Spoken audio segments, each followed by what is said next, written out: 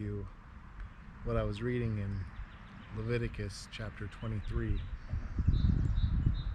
This is talking about the appointed times of Yahweh, which Yahweh is telling Moses to proclaim to the children of Israel. The first one, of course, being the weekly Shabbat, which is a Sabbath to Yahweh, and it's a Sabbath of rest. And it's the first appointed time that he asked us to do, and we get to do it each week. We get to have an appointed time with our Creator. The next one after the seventh-day Sabbath is the Passover. The Passover is on the 14th day of the first Chodesh, the first month. And then on the 15th day of this Chodesh is the Feast of HaMatzot, the Festival of Unleavened Bread. And the first day of unleavened bread, you do no work, and the seventh day of unleavened bread, you do no work. So those are special high holy days. Some people call them high Sabbaths. The first and last day of unleavened bread are often called high Sabbaths. And also, during those 7 days, it says in Leviticus 23 and verse 6, it says, and on the 15th day of this Chodesh is the festival of Matzot. 7 days you eat unleavened bread. So every day during those days you eat unleavened bread, and you're not supposed to eat any leavening. And you're supposed to get the leavening out of your house and not have any leavening in it.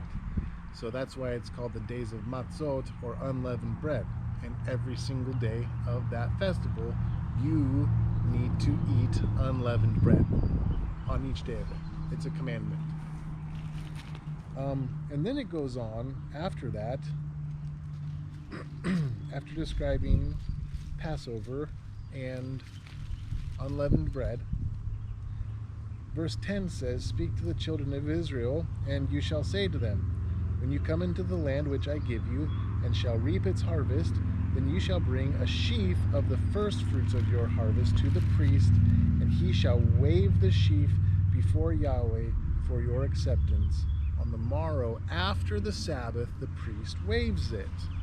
Okay, and so this is what is called the Feast of First Fruits, when they do the first fruits wave offering, and then begins the count to Shavuot, right? Which is the next holy day after the days of unleavened bread. And so with the lunar-based months, there are basically two camps on when to determine when to wave the first fruit, the wave sheaf offering. And the first camp is the camp that says that the morrow after the Sabbath means the day after the first day of unleavened bread, that being a high Sabbath. So they connect the wave offering with Passover, and it's supposed to happen during the week of unleavened bread on the morrow after the Sabbath, which in that interpretation is the morrow after the first high holy day of unleavened bread, that first day, which is a no work day, a high Sabbath. The other camp is the one that says that and this is for the lunar based months, it's referring to the Sabbath during the week of unleavened bread, the weekly Sabbath. So they will start they'll do the wave sheaf offering the morrow after the weekly Sabbath during the Feast of Unleavened Bread. Okay, which you're not supposed to eat bread that's leavened, and you're only supposed to eat unleavened bread every day of that festival. Okay, so this is what I thought was interesting. It says, on the morrow after the Sabbath, the priest waves it. Verse 12, and on that day, when you wave the sheaf, you shall prepare a male lamb, a year old, a perfect one, as an ascending offering to Yahweh.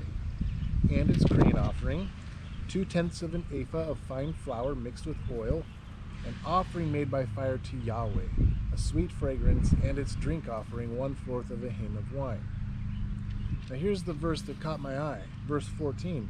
It says, and you do not eat bread or roasted grain or fresh grain until the same day that you have brought an offering to your Elohim, a law forever throughout your generations in all your dwellings.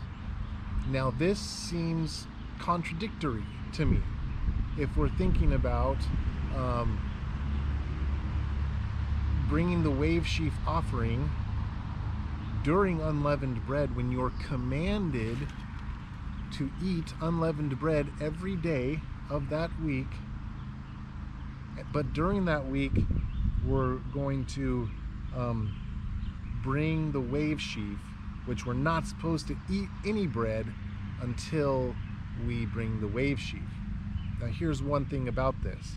In verse 14, and it says, and you do not eat bread or roasted grain or fresh grain. So the bread here is lechem. It's not matzah. So it could be said that you do not eat any unleavened or any leavened bread until the day that you do that. But they're not eating leavened bread anyways that week. So what would be the point of that instruction? But here's the other thing. It says you do not eat bread until the same day that you have brought an offering to your Elohim, a law forever throughout your generations in all your dwellings.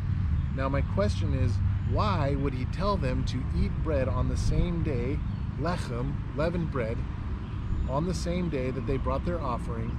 They're not supposed to eat leavened bread during that week.